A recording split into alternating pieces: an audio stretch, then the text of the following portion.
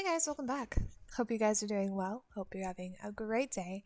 Hope you're drinking lots of water, staying hydrated, have eaten something today, and if you haven't done those things yet, I recommend doing them now. We're going to be here for an hour, might as well chill, grab something to drink, something to eat, relax with me. Today we're back with reading Stolen Tongues. We are 71% of the way through. How do I know the exact percentage? Because my Kindle tells me, which is wonderful. So I'm going to estimating about 3 more streams of this, and then we might get back to some creepy encounters stories on Reddit, I feel like, because those are really good. And I kind of don't have another book to go with right now. So those of you who haven't watched these streams before or are behind, I recommend going to my YouTube channel and watching the book readings playlist, because all the previous VODs are on there. Otherwise, you will be confused, or if you don't want to and just want to hang out and listen, you are more than welcome to. I'm so happy to have you here. How was my day today? My day was well. Nobody asked me that, by the way. I always go through my day.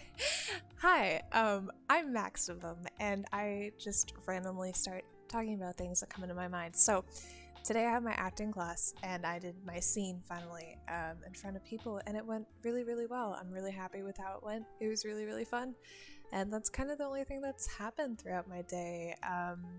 Been painting my nails, which is something I haven't done in a long time. But I'm seeing the Mario movie on Friday, and I am going all out in pink for Peach, so that is the goal. And tonight I have my first ever rehearsal for the play that I'm putting on, so that should be really, really fun. I think that's about it for me. So we're just gonna jump right into this. I've been starting a few minutes early lately. Sorry about that, but I'm just so excited to get going. So I think we're gonna jump right in. So I'm gonna switch over my music and then switch over my scene, and we're gonna get right into this.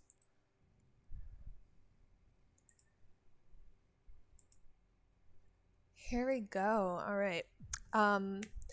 As always, I will, if there's any chat happening, I will pause between pages and take a look at it.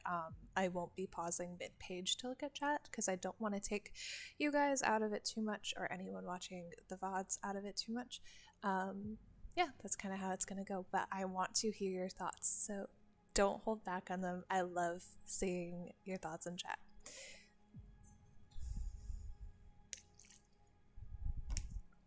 Oh no, my coaster fell.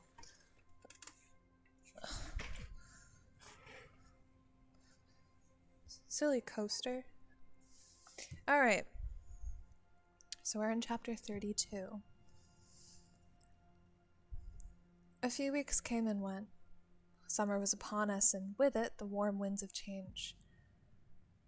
Faye got a better job, and by the grace of some merciful power, I completed my qualifying examinations, which meant I was no longer obligated to attend graduate seminars or work as a teaching assistant at the university. I now embarked on the final stage of my program, to finish my research and write my dissertation. In 2 years, hopefully I'd get hooded and revel in the snobbish honor of adding 3 letters to the end of my name. PhD. Is the music loud enough? Hang on.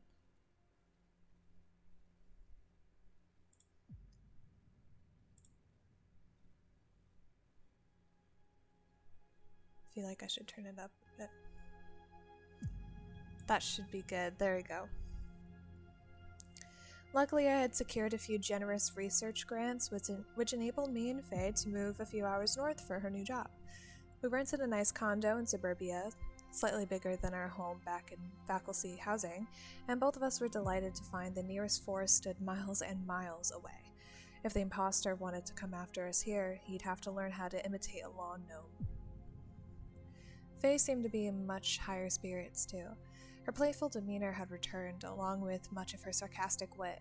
She talked at great length again, something she hadn't done in a month, and constantly engaged me in battles over everything and nothing. To me, her feistiness was the strongest indicator that this recovery was real. Best of all, that engagement ring never left her finger again. Our relationship remained alive, firmly clutched in Faye's vice grip. If anyone wanted to destroy it, they'd have to pry it from her cold, dead hands. Ranger Pike had kept his promise and returned my possessions to me. Chief among them was my laptop, which held years of my research, as well as a lifetime of precious photos and unpublished stories. He told me that when he and Nathan visited the cabin to retrieve my things, there were signs of forced entry, shattered windows, marks on the doors, and a knob broken off. However, nothing was missing. The pile of firewood out back had been restacked. He made no mention of the cellar. In the box William had shipped, I found a little piece of paper with a phone number written on it. It was Nathan's. I called it a few times, hoping to express my gratitude for his kindness and my anguish for his father's death. For weeks, I never received a call back. Then one day, as Faye and I unpacked our new condo, my phone buzzed. To my relief, it was Nathan. I immediately babbled a salutation and a few questions, which he ignored. His voice came through grave and low, and he said, "Felix, let me speak to the one who followed you home." I looked to Faye, who sat on the floor next to me in a pair of yoga pants, pulling books out of a box. "It's for you, I think." Faye put the phone to her ear and said, "Hello?" Then listened quietly for about a minute.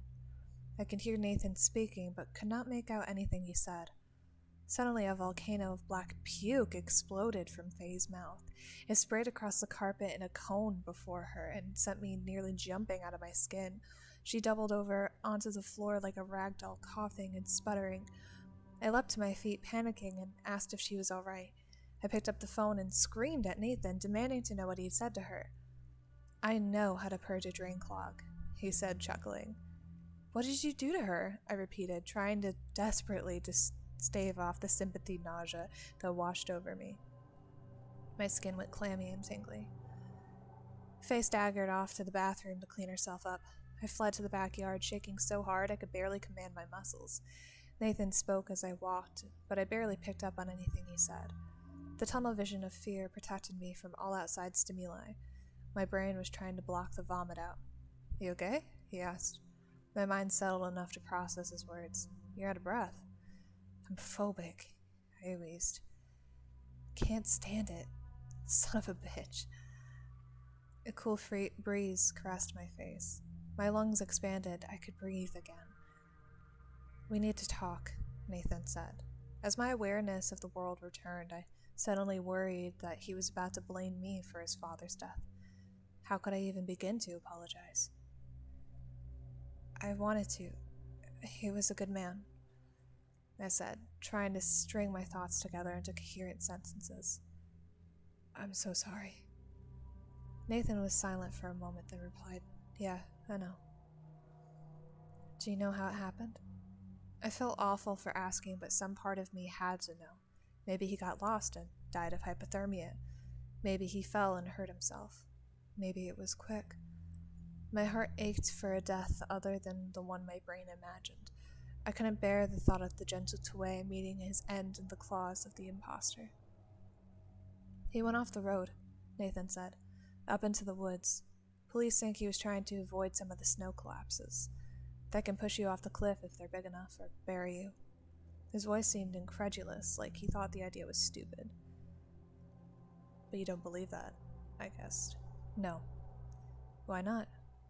"I don't know," he said, seemingly pondering another explanation. "A few days before, I was out hiking with friends and I heard a voice in the woods. I'm the type to ignore those things because of what I believe, but my dad, he's the kind of guy who saw the good in everything. If he heard a voice, he'd probably think it was someone in trouble. He'd try to go and help them. They found him at the mouth of a cave. Something dragged him in, but he crawled back out. He died without his clothes." "My God," I breathed, leaning against the side of the house. "I'm so sorry, Nathan. He was on his way back from visiting me."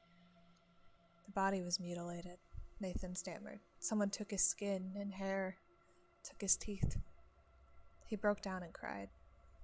I did too. "I just want you to know," I said, trying to come up with anything that might dull his pain. "Your dad saved my life that day. He pulled me back inside. I would have frozen to death if he hadn't been there." Nathan seemed to take heart from my words. He calmed down a bit. His voice became firm and resolute. "Pay it forward," he said. "That's the proper way to honor him."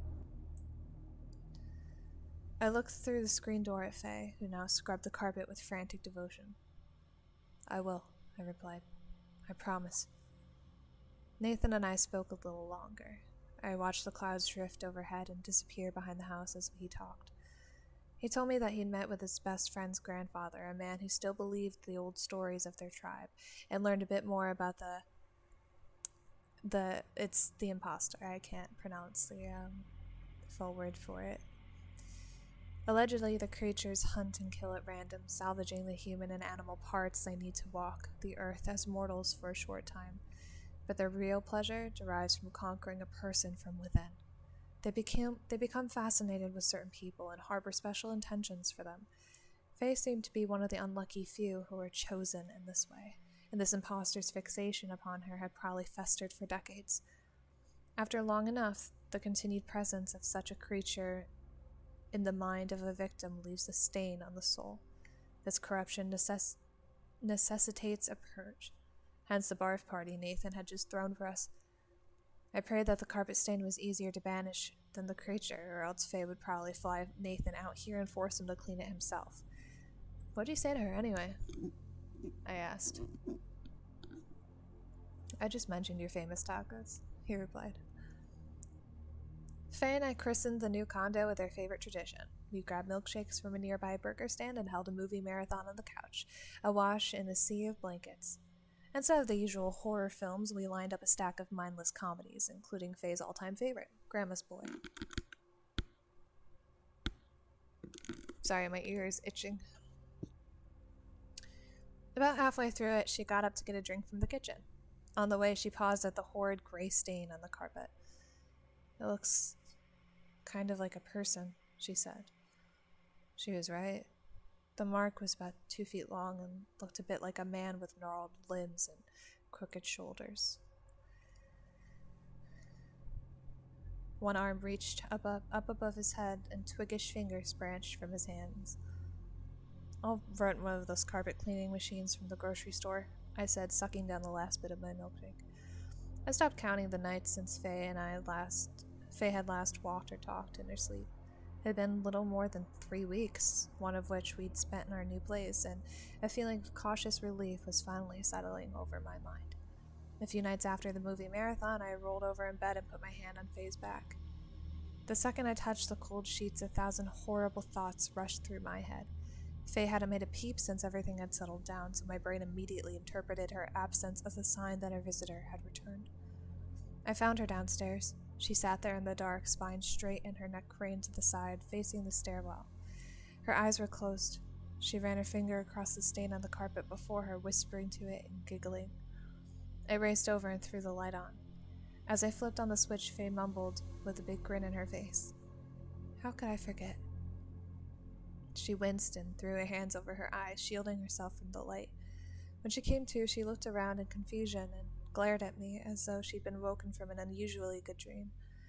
I asked if she remembered who she'd been talking to, but she shook her head and yawned. I helped her to her feet. As we made our way up the stairs, Faye suddenly vomited again, this time all over the banister wall. My skeleton nearly leapt out of my mouth and bolted from the scene, but I somehow maintained my composure and got Faye to the bathroom. By the time we arrived at the toilet, she had nothing left to give. She climbed into bed, claiming she just needed to sleep.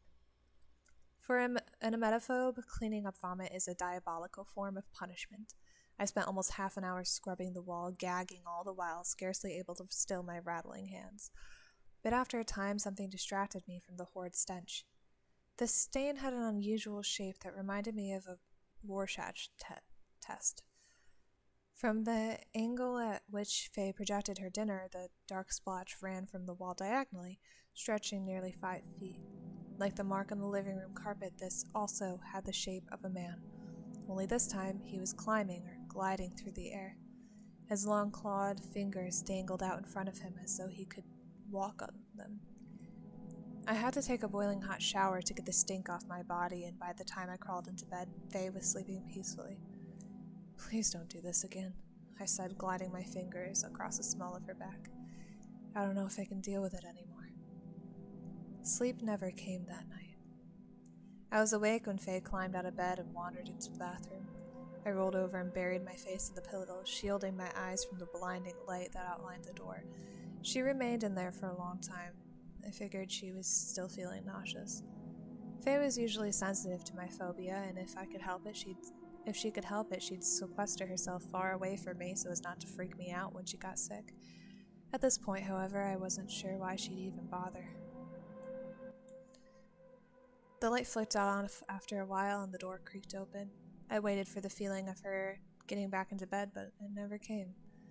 Finally, I rolled over and scanned the room. A strange form emerged from the bathroom, crossing into the peripheral of my blurry vision. It was Faye, standing there in the shadows so rigid and still I could have mistaken her for a department store mannequin. Her entire body was tree stiff, with her head craned all the way back into a painful position. Her chin pointed straight at the ceiling and her arms stuck high in the air like a hallelujah gesture. "Faye?" I whispered. She shushed me and wiggled her fingers, arms still outstretched. The contortion of her body reminded me of a praying mantis in repose. "What is it?" I asked, watching as her head swayed back and forth. She was looking up at something I couldn't see. After a moment, Faye looked down at me with closed eyes and replied, "Did you know about her?" She balled her fists, leaving only one finger pointing upward. "What?" "There's an old woman up there," she whispered. A girlish smile grew across her face. "She lives in the attic. So friendly. She remembered my birthday." My skin crawled. I felt like a bed of worms writhe under the sheets with me. Before I could respond, Faye added, "She sleeps right above our bed." Faye brought her arms down to her sides and her muscles relaxed. She stopped talking and wobbled toward the hallway. I intercepted her and gently tucked her back into bed. For a long time I lay awake in the dark, staring up at the ceiling. I imagined the corpse of an old woman stuck up inside the drywall or dangling from the rafters in the attic. I couldn't shake the feeling that our unwanted guest had moved in with us and was now pretending to be a friendly stranger to trick Faye. My imagination conjured a dark stain that spread itself out across the ceiling in the shape of a large man, just like the other ones in other parts of the house. And the longer I dwelled on it, the more I thought I heard something dragging itself around up there. A man can only stare at the shadows for so long before they drive him insane. I shuffled around the house, trying to shake the heavy feeling of doom that weighed in my mind. I peeked through each window, trying to ensure that no strange visitors waited outside in the dark. All the ghastly memories of recent events flickered in my head on repeat. They lulled me into a hypnotic state that felt at once soothing and revolting. It was a strange feeling, like the calm of a soldier marching into a hopeless battle. Without even realizing what I was doing, I moved to the window, reached out my hand, and drew a backwards 5.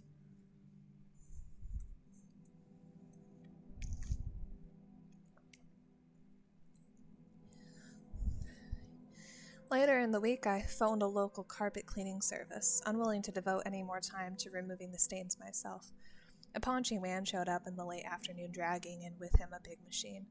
He set to work in the living room while I hammered away on the research. Oh, that's my alarm for my laundry. I'll be doing that later, don't mind that. He set to work in the living room while I hammered away on a research summary at the dinner table. After considerable effort, the man snorted his contempt at the stain and moved to the one at the staircase. "This ain't vomit," he called, prompting me to join him. "What are you talking about?" I said, brushing my fingers against the wall. "I saw it happen."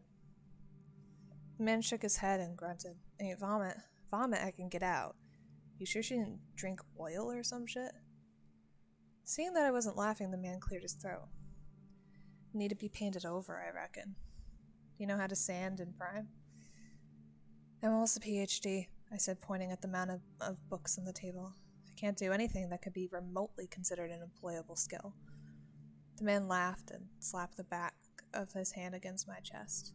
"I'll cut you a discount on today's rate, since I can't get this stuff out. If you want, I can drop by on the weekend and fix this wall for you, nice and proper. $100. "I'll think about it," I said, wondering how hard it could be to do it myself. "Try to keep the exorcism shit to a minimum until then," the man said. He lifted a cigarette from behind his ear and dragged his machine out the door. Faye got home from work later than usual. The color was back in her cheeks, and she claimed she'd experienced no nausea throughout the day. She mentioned that her sister Becca had called and wanted to fly out to visit. Becca lived in Arizona with her husband and infant son Caleb, and hardly ever visited family. I figured it was probably a good idea that Faye spend some time with her sister, so I gave her the green light. Becca would sleep in the guest room, and I'd set my office downstairs at the coffee table for a few days. As we lay in bed, Faye snuggled up against me and tugged at my shirt. "She's gonna bring the baby. Can you handle that?" I laughed and shrugged. "Just don't make me hold him. I'll drop him and I'll break into a million pieces." "I think you'd be good with kids," she said. A big smile grew on her face. "They throw up a lot," I replied. "Little barf factories. Don't need any more stains in this place." Faye yawned and rolled over to her side of the bed. "I'd like one," she whispered. "Just one. Maybe a mini Felix. For some reason, I've always wanted a boy." My dreams have always tended to be elaborate and fantastical. They brim with surreal creatures, Dali-esque landscapes, impossible situations. To this day, Faye is the only other person I've known who experiences equally vivid dreams and nightmares. On more than one occasion, we've discussed their significance and whether they are meaningful or merely the fragments of a semi-operational brain. I've never fully made up my mind. But on this night, a dream came to me that felt like an urgent message whispered into my ear by some potent being. In it, I was trying to clean the wall in the stairwell. It was nighttime, and for some reason I went about my task in the dark. Only a bit of moonlight seeped in from elsewhere, illuminating the scene in an eerie glow. As I crouched there with a rag scrubbing fervently, the stain looked bigger than before. The shape of a disfigured man towered over me, desperately reaching a hand toward the second floor where Faye slept. I worked quickly, commanded by a fear that something terrible was about to happen. The wall beneath the stain suddenly putrefied to mush and gave way to the pressure of my hand. My fist pushed right through the drywall. When I pulled it back, a beam of pale light came through the hole. Curious, I pushed more and more of the spongy wall away. It crumbled and plopped onto the floor like oatmeal. The hole widened as I dug into it, and in a moment it was big enough to squeeze through. It led to a familiar place. A dim room with a stone floor lay before me. Old wooden shelves lined the walls, each cluttered with dozens of dusty jars. The air felt cold and dank, and in the distance the wind screamed. Although I'd never been here before, I knew I was in the hidden cellar beneath the cabin on Pale Peak. I climbed to my feet and examined the jars. They brimmed with a brown, stringy substance. Hair. Others held bones and teeth and clumps of a pinkish substance. Sensing that I was unwelcome in this place, I backed up to the hole and bumped into a stone wall. The only other way out was up a short flight of wooden stairs that led outside. The cellar door had been ripped from its hinges, and now a gaping square framed the night sky. Trees loomed over the edges of the doorway, and snowflakes drifted down inside, frosting the steps. As I moved toward the exit, something caught my eye, hidden in the jars. It glimmered as if calling to me, and I suddenly felt as though I was on the verge of a revelation. My hands reached out to grab the object, but the moment they touched its warm surface, a child shrieked in the distance. A hand fell on my back. I woke up. "Shh," Faye whispered. It was still dark. We lay in bed together, but she propped up against the pillows looking down at me. I could make out faint dimples of a smile on her face, but she brushed the hand over my eyes. "Sleep," she whispered. Her voice cracked. Faye ran her fingers down my back, then up my head, leaving a trail of goosebumps on my skin. Her hair dangled in such a way that it shrouded her face in shadow, but even in the gloom I could tell she looked different. Her body and slithering locks seemed familiar, but the bone structure in her face looked warped. The jaw too boxy, the cheekbones too low. When she tilted her head, I caught a glimpse of her skin. It had aged. At that point, I noticed that her hand felt different, too. It was rough and heavy, like a man's.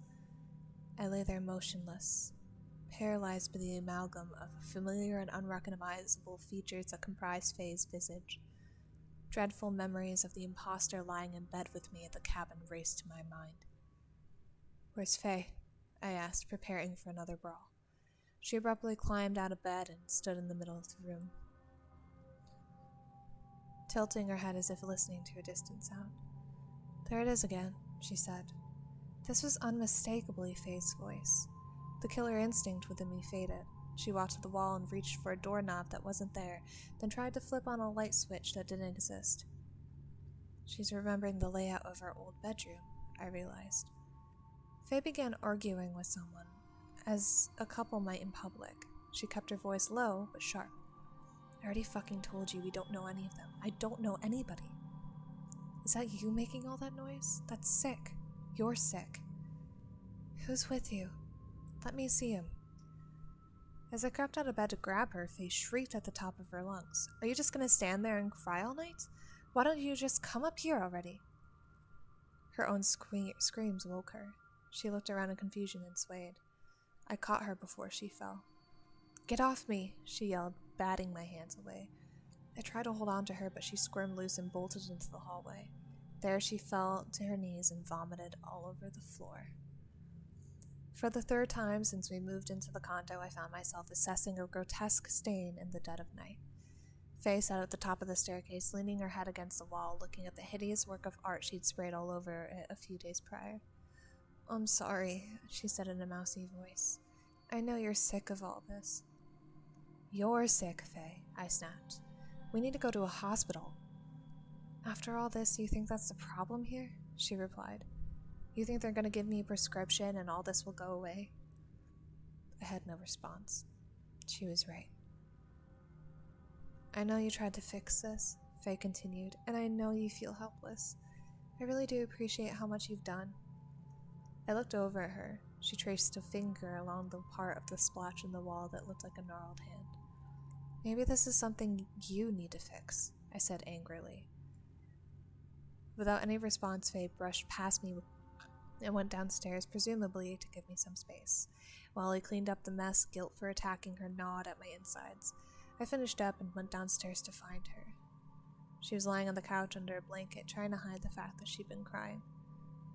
"I'm sorry, too," I said, taking a seat next to her. "I keep hearing a baby," she replied, ignoring my apology. "It cries and cries all night. It's driving me fucking crazy." "A baby?" I repeated. "Yeah, it freaks me out more than all the other sounds. I don't know why."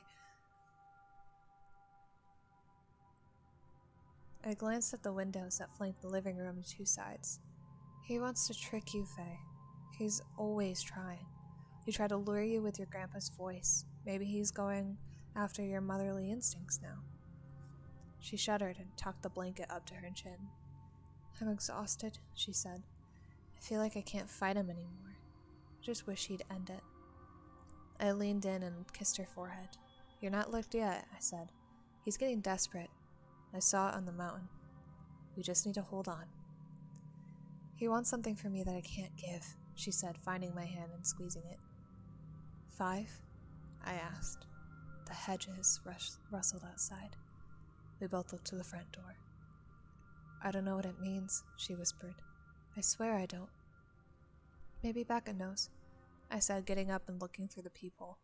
Leaves blew across the empty walkway outside. Faye elected to sleep on the couch for the remainder of the night. I didn't argue. As I sulked back to the bedroom, I noticed something about the stains. They all shared similar features and looked like a man, and each time Faye threw up, the man seemed to get closer and closer to our bedroom.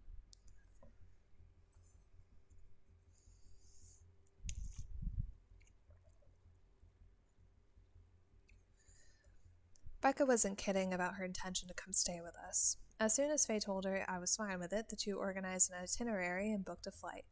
The short notice didn't bother me. I looked forward to having a full and lively house for once, and prayed the visit would distract Faye's mind from the darkness that possessed it. Becca was scheduled to arrive Friday night and leave Tuesday morning. Faye would pick her up from the airport while I ran errands and cleaned the house. I spent the intervening time searching for information on Pale Peak, and for the last name of the family who had built the cabin. Since I didn't know Jennifer and Tom's surname, all I could find were brief mentions of the mountain and weird experiences that campers had reported there. One forum, populated by enthusiasts of the paranormal, declared Pale Peak one of Colorado's 10 most haunted tourist destinations, but offered little more. Elsewhere, a user posted a story about her encounter with the skin thieves of the Rocky Mountains, but other members of the community dismissed her as a phony. I thought about calling Lynn, but then I reasoned she was just as likely to lie as she was to help. Instead, I gave Ranger Pike a ring. He seemed reluctant to disclose Tom and Jennifer's last name, but with enough pestering, he caved. In exchange for the promise that I wouldn't kick up the dust of that grave, William mumbled one word and hung up. Ball. The search narrowed. I located Tom's obituary in Las Vegas newspaper database, which only mentioned that he was survived by his wife and his brother Neil. Finding Neil was easy enough. He owned a small business in Vegas and answered my email within a day. I apologized for the odd contact and told him that I was seeking a Jennifer Ball regarding some old photo albums I'd found at the cabin. Neil responded that after his brother had died, Jennifer had remarried. They moved to a little town in Washington. The two had lost contact after that, but he did remember her new husband's name. Henry Schofer was a pediatric dentist in Green Haven, Washington, as well as a small-time author of children's books with more than a dozen titles. The email listed on his goofy website was deactivated, so I took a chance and left a message at his practice, hoping that the sincerity and urgency in my voice would persuade him to return the call. I told him that the matter concerned his wife and my fiancé, and said I needed to ask about the cabin in Colorado. Just after hanging up, I realized how awfully creepy I must have sounded, and assumed that my little investigation was over. The weeks slogged by, full of endless reading and writing in a quiet house. Faye worked during the day, so I spent that time alone, with nothing but Staines to keep me company. Thankfully, Faye slept without disturbance during that time, and nothing went bump in the night. In the wee hours on Thursday, the eerie singing of a child wafted into the bedroom from far away, but it did not precede a worse event. The dreary song caused Faye to toss and turn in her sleep, and nothing more. But by the time Friday rolled around, I found myself giddy with excitement for Becca's arrival. Our dark visitor had not made a real appearance in weeks. Perhaps he would be dissuaded even further by a house full of people and noise and light. "He's not a frickin' cheese platter, you goon," Faye said, laughing at me as I held baby Caleb. She just returned from the airport with Becca and caught me walking out the door to pick up some steaks. Tuck him against your arm and arch your back a little so he's kind of nestled on your chest. I had never held a baby before. I was the youngest child in my family, and all my friends with kids lived hours away in my hometown. Becca stood behind Faye, watching me with a hawk-like stare that all new moms brandish. She looked a lot young like her sister, but with a darker tan and chestnut-brown locks that danced around her shoulders. 3 points of contact, Felix, Becca added. She cracked up in my awkward fumbling. "That's ladders," I replied, swaying back and forth. Caleb closed his eyes a bit. "Is he having a seizure?" She joked to Faye. "He doesn't dance like that, does he?" "His dancing's much scarier," Faye chimed in. "He just needs to learn before the wedding." "Caleb thinks I'm a natural," he said. His eyes were shut. "He's been practicing this all week with a stack of books," Faye grunted, squeezing past me in the entryway. She lugged Becca's enormous suitcase, which probably weighed as much as her. "Jesus, Beck, is Kyle in here?" "Was hoping you could help me bury him," Becca responded, taking the suitcase from her sister. She followed Faye up to the guest room. I cringed as she examined the awful stain on the wall as they passed. Excited chatter and giggling echoed from upstairs, no doubt over the travel crib Faye had splurged on. "Well," I said, looking down at Caleb, "good to have another dude around here for once." I'm just going to answer a quick text.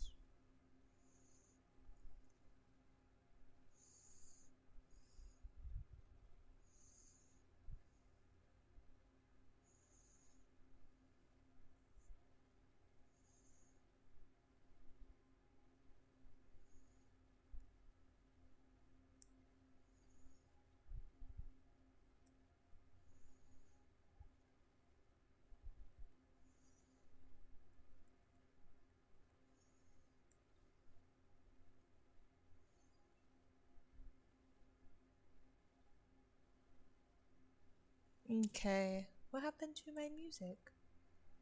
Oh, it's just very, very quiet. That night, Becca and I caught up over hot chocolate in the living room while Faye unleashed the full scope of her maternal instincts upon Caleb upstairs. She sang lullabies, laughed, cooed, and otherwise demonstrated several shades of mommy crazy. I knew immediately that when Becca left, I was going to have to endure a long conversation about how starting a family doesn't necessarily have to wait until I finish my doctorate and get a job. Becca, like her young sister, was tough as nails. Her wit and sense of humor felt instantly familiar. I struggled to imagine her carrying on at a baby shower and shopping for miniature outfits. She seemed more the kind of person I'd find in a dive bar engaged in a spirited belching contest. The best thing about the Spencer women, I suppose, is that they could happily do both. Becca's roughness came from her upbringing in a stern military family, no doubt. But having a strict father also teaches girls how to be expert liars, and I wondered if Becca was selling me all sorts of bullshit when the conversation arrived at the cabin. She was 5 years older than Faye and claimed that she had only visited the cabin at Pale Peak once. She said the mountain driving made her car sick, so whenever Faye and her parents took a trip there, she'd stay at a friend's house instead. I searched her eyes for any sign of deceit, but after an hour of thinly veiled interrogation, Becca had deflected each of my inquiries with a joke or a shrug. When I knew that Faye had settled down and gone to sleep, I went for broke. All of this? I said, lowering my voice to a murmur. The sleepwalking, the dreams, the talking, it's all related to one single thing. Becca studied me. Her incredulous expression never changed. Like some new medication she's on or something? No, I said. The number 5. She has this weird obsession with it. She draws it in her sleep, can't remember why when she wakes up. Becca's eyes broke from mine just for a second, then returned. Weird, she said flatly. What do you think it means? I was hoping you could tell me, Becca. I knew it was a stupid thing to ask, and not only because the imposter could be listening. I wondered if I could keep the secret as well as Faye had, or if the creature would force it out of me. Hell if I know, Becca said, shifting her legs on the couch. She yawned a few times, implying her desire to duck the conversation and go to bed. What do you know? Nothing. Well, whoever Faye is talking to in her sleep, I said, not daring to look crazy by describing the imposter. He wants to know too. Becca visibly shuddered. She asked me a bit about the man in Faye's dreams, always expressing a mixture of revulsion and morbid curiosity at my vague answers. I tried several times to turn the questions back on her, but Becca dodged me like a minnow each time. The more she learned about Faye's behavior, the more troubled she appeared. But it wasn't fear that I saw in Becca's eyes. It was denial. It was memory.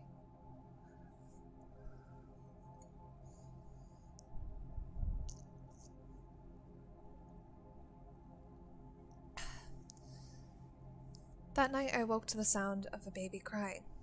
Faye was gone. A few weeks ago she had accurately mimicked the voice of a child, so naturally I assumed the voices were coming from her. My skin crawled when the cries turned to shrieks. I imagined her huddling in the dark somewhere, channeling a demonic infant to lure me to my death. I followed the noises to the stairs and paused halfway down. Shadowy figures sat on the couch in the living room, one of them rambling to the other in whispers. I flicked the stairwell light on, illuminating the forms just enough to recognize them. They were Becca and Faye. In my midnight stupor, I'd completely forgot our guests. Sorry, Felix, Becca said. We didn't mean to wake you. He was crying, so we brought him down here. After addressing me, she resumed telling a funny story about her husband. Faye was seated on the couch with baby Caleb in her arms. She cradled him lovingly and hummed a song to him. Then she looked up at me. Her eyes were pale white slits, and they burned into me with grim familiarity. When she saw the unease in my expression, she smiled a wicked little grin. Becca was so distracted with her own babbling she hadn't noticed Faye was sleepwalking. I stood motionless, too freaked out by the scene to do much else. Faye began humming that miserable lullaby, the one we'd heard so many times in the dead of night. Sol mi adu, sol mi adu. Caleb thrashed and cried as the song repeated. Faye simply held him tighter, raising her voice to drown his out. Becca moved to take him, and at the same time I approached. Faye? I called out. Knock it off, babe. You're scaring him. It was only then that I noticed a massive shadow looming over the window behind the two sisters. An enormous man stood there, cloaked in darkness, watching Faye and Caleb with such fascination that he didn't move a muscle. He looked more like a tree, and therefore my mind had dismissed him as an inanimate object. But as I reached the bottom of the stairs, his head snapped up at me, and he backed away from the window and vanished into the night. Son of a bitch, I screamed, dashing for my shoes and ripping the door open. He's right there! The thunder in my voice silenced Caleb and wrenched Faye out of her hypnotic state. I glanced around in confusion as I ran outside. 100 yards away, I caught sight of the colossal figure, barreling away from our house with an animalistic gait. He disappeared, but I could still hear his labored wheezing and the smack of bare feet against the sidewalk. I wasn't stupid enough to follow him. The bastard wanted to draw me out into the dark, away from the yellow glow of the street lamps. Instead, I investigated the place he'd watched us from, and there I found an oily black puddle that looked like the ones Faye had recently puked up. I heard Becca's terror and outrage before I walked inside. She yelled at Faye while clutching her son protectively, then turned her ire on me as I came through the door. Somehow I managed to convince her that it was a couple of teenagers messing around with the Halloween costume, and she relented. We all retired for the night. Becca closed and locked her door without so much as a nod as we passed in the hall. Faye was angry too. She refused to speak to me when I brought up the obvious fact. Our visitor had found us. We could run away, but no matter where we went, he would always track us down. His presence clung to our relationship like a dreadful shadow, and only by following him out into the dark could we make him leave our home. Faye got into bed wearing her earbuds, something she only did when we fought. I scrolled through news articles on my phone, occasionally glancing over and wished she'd speak to me, but each time she cranked the music a bit louder. Her anger died away into exhaustion and eventually sleep. Devotion and hopelessness battled inside me, yanking my mind back and forth across the landscape of my thoughts. I felt ready to die to protect her, and yet nothing I did kept her safe for long. Unlike the imposter, I could not always remain vigilant. I had to work. I had to sleep. The imposter was intelligent enough to know this. His actions were purposeful, patient, calculated. Perhaps he had taken interest in baby Caleb, or perhaps he had merely discovered a new way to drain my energy for yet another night. Something eventually had to give, and it seemed unlikely that the monster who had stalked Faye for decades was going to be the one to quit now. To that end, the hopelessness I felt whispered into my ears. Give up. Then another voice whispered, I'm sorry. Faye's head was turned toward me. One of her earbuds had fallen out. A gentle music seeped from it. About what? I replied, trying to determine whether she was awake. Her chest rose and fell in perfect rhythm. Her lips quivered and eyelids twitched. After a while she said, We don't talk enough. I ran my hand down the length of her arm. Her skin felt cold. We talk plenty, I said, stifling a laugh. You even talked to me when you were asleep. You ever think about when we were little? She asked in a slurred voice. The question puzzled me. When we were little? I can't remember, Faye said. Hurts to try. Where were you? It took a moment to realize that Faye wasn't talking to me. Instead, she was having a conversation with her sister. I imagined Becca in the other room down the hall, fast asleep, carrying on the other half of the conversation in her dreams. The thought sent chills skittering across my body. Don't tell Felix, she whispered. I didn't tell him. Didn't want to scare him. Didn't tell him what? I asked, doing my best impression of Becca. Faye's hand raised up off the bed and pointed at the door. It wagged a bit, then flapped back down.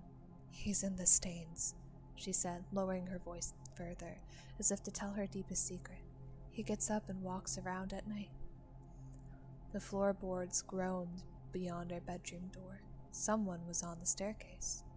Faye's head shot toward the source of the noise, then fell back down on the pillow. I feel like I'm starting to remember, she said. Little bits. Faye, what do you remember? I asked, not taking my eyes off the door. In that moment I wished I still had Greg's revolver. Faye smiled and stretched her arms up over her head, issuing a pleasurable sigh. Her eyes never opened.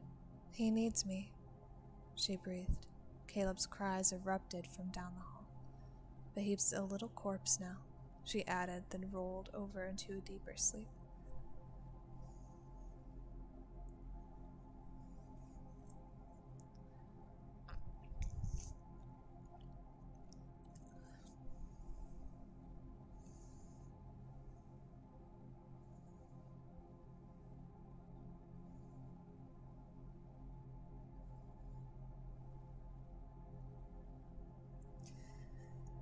Sleep never found me that night, but neither did our visitor. Caleb calmed down to the gentle singing of his mother, and the noises downstairs faded away. I felt like a zombie in the morning, but at least it was the weekend and I didn't have to stare at a computer screen. Faye sat with Caleb upstairs, giggling and babbling along with him while I made breakfast in the kitchen. Becca sat at the table behind me, watching everything I did in silence. Her mood was markedly worse. She seemed irritated by every little noise Faye made upstairs. "Look," I said, cracking a few eggs into a pan. "I hope I didn't upset you with all the questions." "No, it's not you," she replied. "Trust me." Instead of pressuring her to talk, I adopted the opposite strategy and remained quiet. After a few moments, Becca unleashed a torrent of angry mumbles in my direction. She complained about the fact that Faye rarely called her, but wanted a closer relationship now that Caleb was around. She admitted to being rough on her little sister, but explained that it was years ago, decades even, and Faye was harboring a ridiculous grudge over something that neither of them could even remember anymore. "She's got a problem of letting things go," Becca said. "If she's mad at someone, she's mad for weeks. If she's hurt, she hurts for years." "I don't think she's mad, Becca," I said. "I think she's hurt, and it's exasperating her sleep disorder. Being around Caleb seems to bring it out of her for whatever reason." "She's being selfish," Becca snapped. "She has nothing to be hurt about. Nothing happened to her." Before I could reply, Becca pushed herself off the chair and headed upstairs to check on her son. The three of us eventually gathered around at the table. Caleb sat next to me in a little high chair that Faye had picked up. The two sisters ate in silence, barely making eye contact and responding to anything I said with one-word answers. The tension was so high that it felt like static in the air, and Caleb seemed to pick up on it too. He glanced at his mom and aunt with quiet curiosity and gazed up at me as if to say, "What have you done?" Becca somehow managed to convince Faye to go shopping, probably with the intention of getting a bit of alone time with her. I spent the day learning the basics of fatherhood, scrambling to interpret Caleb's 100 different noises and checking his breathing every 20 minutes while he slept. I even tried my hand at changing a diaper and nearly added a vomit stain of my own to our poor mangled carpet. When the two sisters finally returned home, Faye looked pale and exhausted, almost sickly, and trudged upstairs to bed. Becca refused to fill me in on what they had talked about and instead retired with Caleb, leaving me downstairs to watch an X-Files marathon by myself. Around 10 p.m., an ear-splitting noise sent me nearly flying off the couch. A cacophony of shrieking and thrashing boomed from the upper floor. The image of Faye being thrown around by the creature rushed through my mind. I raced upstairs to find her in her underwear, screaming and pummeling the guest bedroom door with her fists. She rambled incoherently and slammed her head against the door, then tried to rip off the knob with her hands. Becca and Caleb cried out in fear behind it, probably just as confused and horrified as I was. I bear-hugged Faye and lifted her off her feet, pulling her back. She shoved me with unnatural strength, sending both of us careening to the floor, where she wrestled free of my grasp. Once Faye had the advantage, she mounted me and jammed her face against my neck, trying to bite me. I managed to hold her back by the throat, but her rage made me weak with fear. "I'll put you up in the trees," she growled. Drool ran down from her mouth into my hand. She landed a tiger palm into my crotch, stunning me, and lunged once more with bared teeth. Just before she reached my face, however, she collapsed. The dark presence that commanded Faye's body had suddenly vacated it.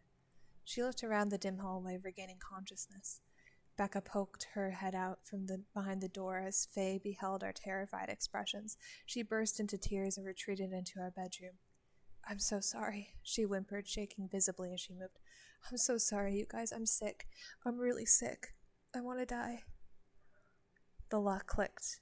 I looked to Becca for answers, but she scowled at me and slammed the door in my face. I approached the master bedroom at a loss for what to say, but wanting to offer some sort of consolation. We were both at the end of our rope.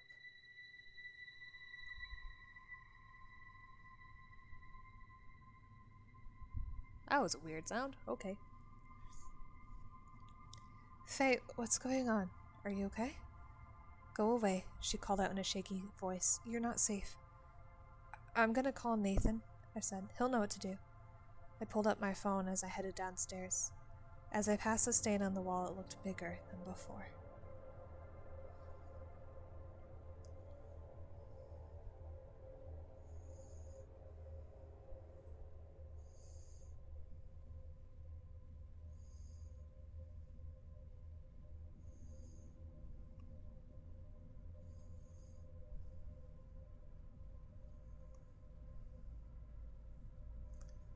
Nathan answered his phone as I stepped into the garage. His voice was dull and dreary, as if he'd been awake for hours contemplating some terrible thought.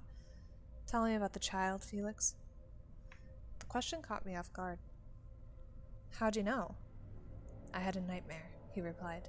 I went to check on the cabin, and ever since then I've been seeing a child in my dreams. Always different ages, but I know it's the same person.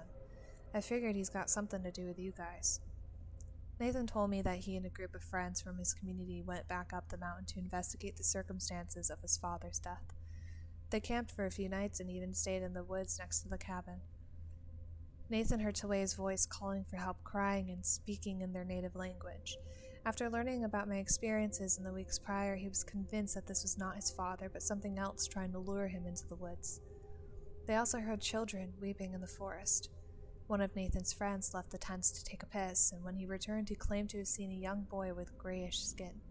The child stood a few yards out, facing away, staring up at something in the trees. His body was stiff and corpse-like, propped high on the balls of his feet, and the calves were shredded and bloody. The sight of the boy frightened Nathan's friend so deeply he returned to the camp and grabbed his belongings. He wanted to hike back down the mountain, in the dark and the cold, by himself. Nathan and the others tried to stop him, but he insisted. The man never made it back to Nathan's community. I hope you find him, I said, already convinced that he'd met a terrible fate. Faye's sister's here now. Her son's Caleb's with her. He's only a few months old, and he's never been to the cabin. I don't know if it's him you're dreaming of, but Faye and I heard children on the mountain too. Strange, Nathan replied. Maybe it's a different kid. And there's something else.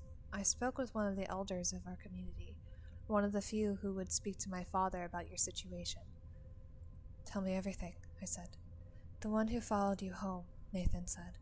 He has killed many people with ease, so why is he putting such great efforts into tormenting both of you? Clearly there is something he wants, and he cannot get it from Faye if she's dead. I've asked myself 1,000,000 times, I snapped. Neither of us knows. It's something about the number 5. It doesn't make sense that he can go into her mind like he does, and yet I still can't figure out what it means. Nathan's voice lit up, as if he'd solved an ancient math problem. But what if the imposter can't read minds, Felix? He said. What if he can only read dreams? The notion explained much about Faye, and about her experiences at the cabin. When the creature had Faye's ring, he seemed to be able to enter her body for brief periods while she was awake, causing her to behave strangely. But now he appeared to only infiltrate Faye's mind, only while she was unconscious, taking advantage of her sleep disorder and commandeering her body. As before, his power over her was always tenuous, always fading. To control her permanently, he would need deeper access. At the cabin, the creature mimicked Faye's grandfather Alfred and my mother. Perhaps there wasn't any particular reason he selected those specific people. Perhaps we'd merely dreamed of them. So that is what he used. The imposter had also mimicked Greg's buddies from the army, the ones he'd seen in his nightmares, the ones that made him wake up screaming over and over. And the cabin's former owner, Jennifer, swore she'd heard her daughter's voice in the woods at night. Who wouldn't have dreams about her own child after such a terrible loss? Son of a bitch learns about his kills through their nightmares, I said. That's why he's always standing outside the windows. He's not watching us sleep, he's listening. Sometimes when my dad and I went hunting, Nathan added, we'd use calls to lure animals. If you do it right, they come to you. All the voices we'd heard in the forest, all the tongues the imposter spoke with, they all belonged to other victims, and all the people in their dreams. That wretched thing wandered around in the dark, sharpening his skills and practicing his speech, and now he had perfected his impressions of the people Faye loved. He was getting closer to the information he so desperately sought. He was going to discover what makes 5. Whatever that means, I said, drawing it on the wall with my finger. Faye isn't dreaming about it. She only dreams of the number itself. Nathan paused to consider my words. My finger dragged across the drywall, tracing the number backwards and forwards. It was almost soothing to do so. I think that's what makes Faye so fascinating to this bee, Nathan said at last. Her mind is mysterious to him. She's a puzzle, a challenge. And most of all, when he speaks to her through her dreams, she speaks back. I guess you could say he has a very dark fixation on her. Maybe even love. A putrid form of it, anyway. My hand clenched into a fist. What Nathan said was true. Faye mirrored the imposter's darkness. When he gazed into her, he didn't find all the hopes and dreams and fears he could see in others. Instead, he saw a pitch-black well, and he craved to know what was hidden at the bottom. 5 was simply the candle he needed to look inside. Cold sweat matted every inch of my skin during the conversation. I pressed the phone tighter to my ear so as not to miss a word. Why does he need the answer from Faye? I asked. Her parents probably know what the number means too. They're definitely hiding something. Nathan sighed into the phone. They haven't slept in that cabin for years, right? Maybe the imposter establishes his connection to people through the land. That's how it works in our tradition, anyway. The mountain anchors the spirits and people together. She's getting worse, Nathan, I said. She's slipping away. Becca's son is driving her insane. I can't figure out what it all means. Maybe it's best you don't, he responded. If you discover the truth, this could steal it from you in your sleep. I know, I said. I worry that Our door creaked open somewhere in the house, followed by the muffled sounds of movement. I gotta go, Nathan, I said. I need to keep an eye on Faye. Are you gonna be alright? You sound awful. I mean, understandably so. There's a long pause. Another door opened in the house. It's not just the child, Nathan mumbled. I'm dreaming of my father, too. Of his death? No, it's the cabin. Every time I shut my eyes. What do you see? Nathan's voice wavered. He tried to hold back tears. It's sitting there in the dark, and there's a bad storm. I'm standing in the distance, near the edge of the woods. A light turns on inside the cabin. I walk toward it. As I approach, the front door opens, and something in my heart tells me not to step inside, but I do. Every time, I do. My heartbeat sped up. Memories of the miserable place flooded through me. As I enter, the lights cut out. He continued. It's so dark. From the living room, I can hear my father. He's calling out to me from the bedroom. He's speaking in our language, and sounds happy and peaceful. He tells me to come to him, and he wants to see my face before he goes to be with our ancestors. He calls me my light, the nickname I was given as a child. But when I go to push the bedroom door open, I wake up to the sound of that child crying. Every time. Jesus, I blurted out. I want to go back, Nathan said, voice cracking into sobs. I know he's not there, but it feels so real. Someone screamed inside the house. Heavy footsteps thundered through the upper floor. I gotta go, I said, throwing the door open. The knob pinged against the wall. Do not go inside that goddamn cabin. I don't know if we have time for another one, so I think we're going to end here on a little cliffhanger. I need to answer a text quickly because I'm popular tonight.